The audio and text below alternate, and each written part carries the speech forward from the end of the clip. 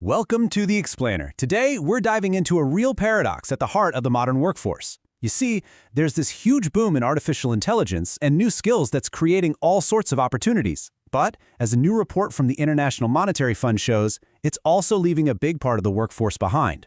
So let's break it down.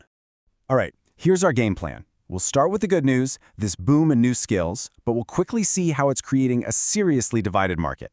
Then, we're going to zero in on the specific challenge that AI poses to jobs, see how this is all playing out in a global race for talent, and finally, we'll explore what the path forward might actually look like. So where's all this info coming from?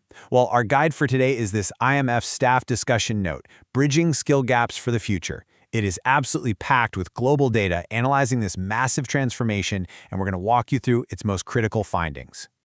Okay, let's start with the big picture. And on the surface, the story looks incredibly positive.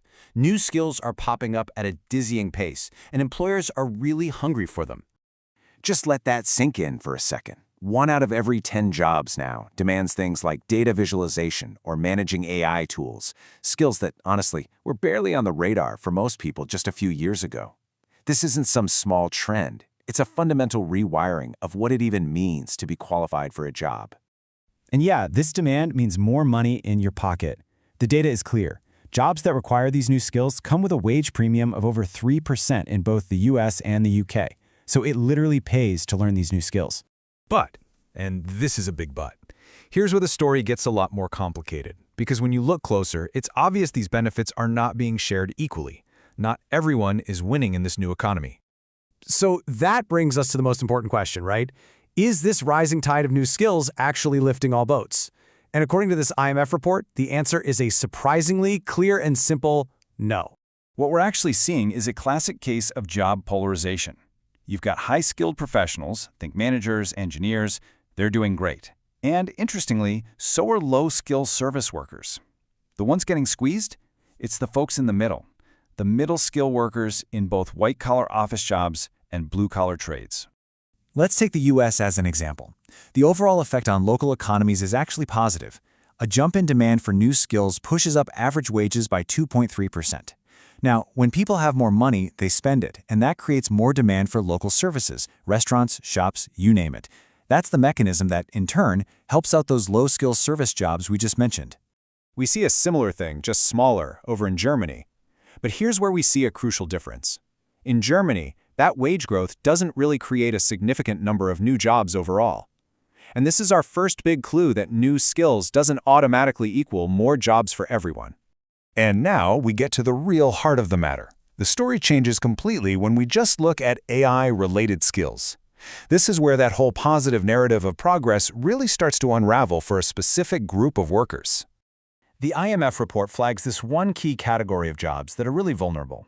They're called high-exposure, low-complementarity jobs. Okay, what does that actually mean? Well, high exposure means AI can do a lot of their core tasks. But the really critical part is low complementarity. That means the AI doesn't work with the human to make them better, it just replaces their work. It's not a teammate, it's a substitute.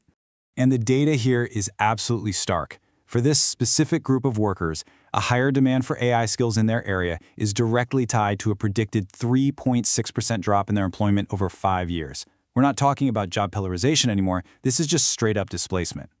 And this chart from the report just shows you exactly what that looks like. The second AI skills become a big deal in a local job market, employment for these vulnerable, high-exposure roles starts this steady, persistent slide downward. This isn't a temporary dip, folks. It's a long-term structural shift. This whole transformation isn't just happening inside of countries. It's a global phenomenon. And the way these new skills are spreading across the planet, well, it follows a very clear and predictable pattern. So typically, a new skill pops up first in the United States.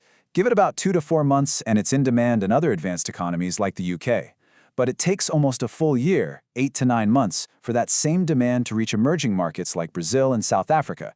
This lag creates a massive global skill race. And even inside a single country, the spread is totally uneven. As this map of the US shows, new skills tend to start in those big innovation hubs. Think California and Texas, and then they kind of radiate outwards, creating this very unequal landscape of opportunity.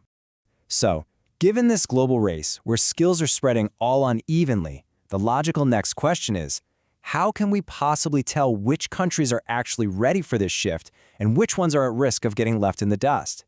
To answer that, the IMF came up with a new tool they call the Skill Imbalance Index.